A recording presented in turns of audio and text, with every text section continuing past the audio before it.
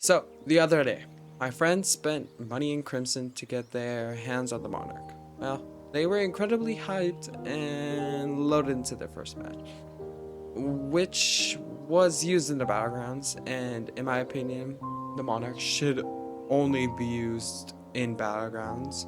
And they got their first ever 6+ kill streak, something around that. And I quote, they said, the best gun in the game without a doubt. However, in the back of my head, it lingered. I knew that that statement was quite false, and the Castigate, in a large part, was probably the meta and was the best gun in the game. I mean, that gun can store up to 3 rounds and has the quickest draw time with decent damage. Being a starter gun, it was clear why it was the meta.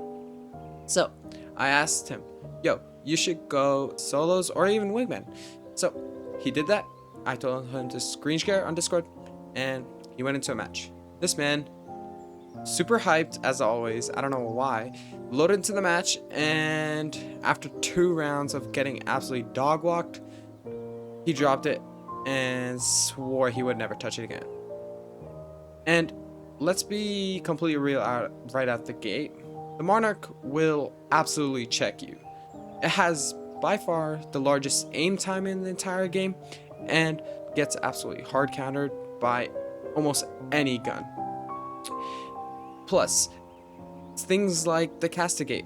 Those users are fast, aggressive, and if you miss your scope, then you'll get absolutely railed.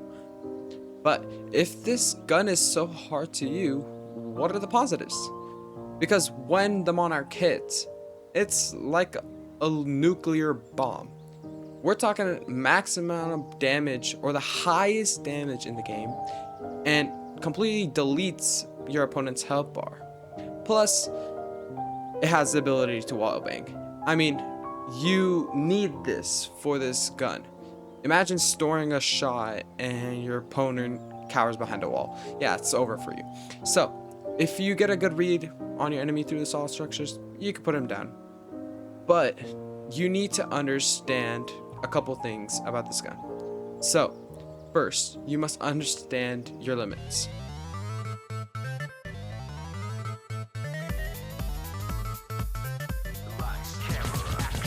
When I say understand your limits, I mean to understand the gun itself. The Monarch has the largest windup time, and it is by far the easiest to parry and even cancel. Sometimes, or just luckily, maybe the first shot will catch your enemy off guard. But once the enemy knows what to expect, it's easy to read and predict. All the other guns are able to capitalize off your large windup. For example, the Castigate allows for a quick 60 damage without being parried. The Phoenix, it allows for one-shot potential, and the Siege to either dodge or get up close. But even with your shot being parried, it deals a lot of posture damage to your enemy, or in other words, instability. But in other cases, you are the one taking perma damage. So it comes down to you, the wielder's movement, and your swordplay.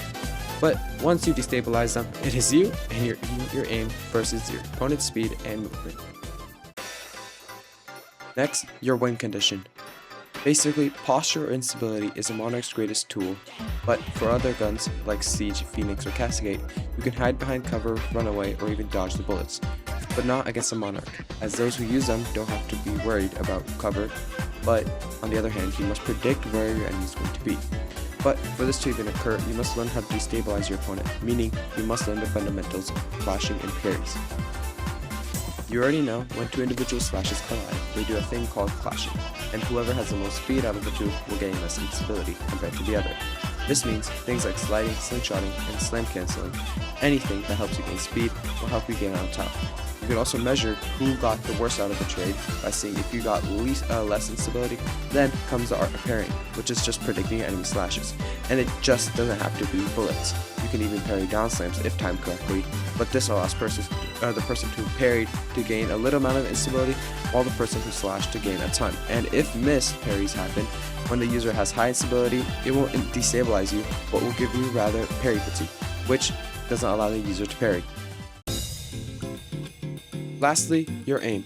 You should take time when it comes to aiming and stop and predict your enemy's movements.